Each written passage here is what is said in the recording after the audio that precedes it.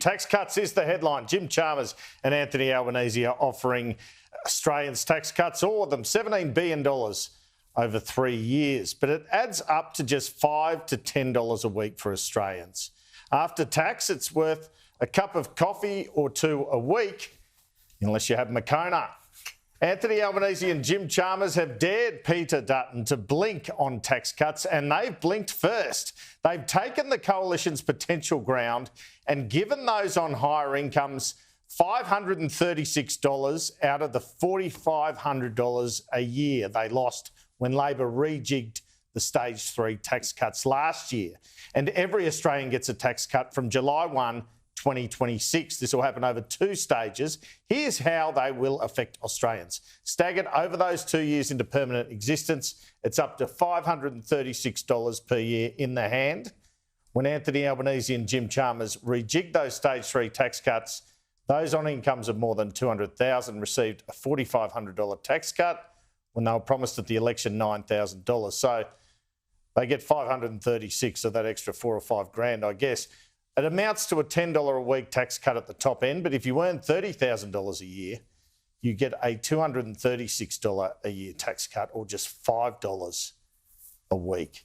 The Treasury papers say, quote, these new tax cuts are modest, but will provide further meaningful cost of living relief and address bracket creep. The papers also say the average tax cut amongst all Australians is expected to be $25.48 in 27-28, but that takes into account the stage 3 tax cut from last year. Now, here was the spin we got. They gave us this, tables in the budget document saying people were getting tax cuts of up to $5,065 a year, but that counts the stage 3 tax cuts everyone got last July. Talk about spin. And we heard the spin again from the Treasurer in the budget lockup. They are modest. They're worth about that much a week. Yeah, in combination with the tax cuts that we're already delivering, the average tax cut's about $50 a week. Yeah, but let's talk about these ones. I mean, you don't get a pineapple this time. You're giving people a cup of coffee a week, aren't you? Well, this is about topping up the tax cuts which are flowing already. What we've tried to do here with this $50 a week in 3 tax cuts $5 a week this time. Well, cumulatively $50 a week. We can go back and forth on that if you like, Andrew. It wouldn't make for very good TV. Well, he thinks it's bad TV. I thought that was good TV. The coalition has talked about their own tax cut package for more than a year, thinking Labor wouldn't do this. They gambled that Labor wouldn't do the tax cuts. Jim Chalmers and Anthony Albanese have called their bluff. So what will Peter Dutton do?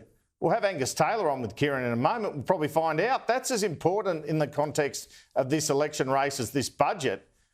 I think Peter Dutton will match these, but might he go further?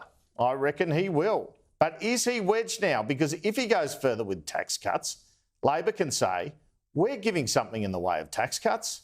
By going further, you're fiscally irresponsible. So also in the budget is a decision to lift the low income threshold of the Medicare levy from $26,000 to $27,200, saving people on up to $36,000 a year $122 a year. The Treasurer also tonight announced the government would ban non-compete clauses for workers earning up to $175 grand. More than 3 million Australians are captured by these clauses, stopping them from changing jobs and getting a higher wage. The government claims this will lift wages by up to $2,500 a year for those concerned. Also in the budget, the 2 announced $150 power price rebates worth $1.8 billion. In terms of the energy rebates, the budget papers actually say without the Commonwealth and state rebates, electricity bills would have been on average around 45% higher in the December quarter last year. There's a big focus on cost of living and health too, but we know a lot about this already. The government's announced $8.5 billion over 5 years to increase access to bulk billing and $1.8 billion over 5 years for new and amended listings on the PBS.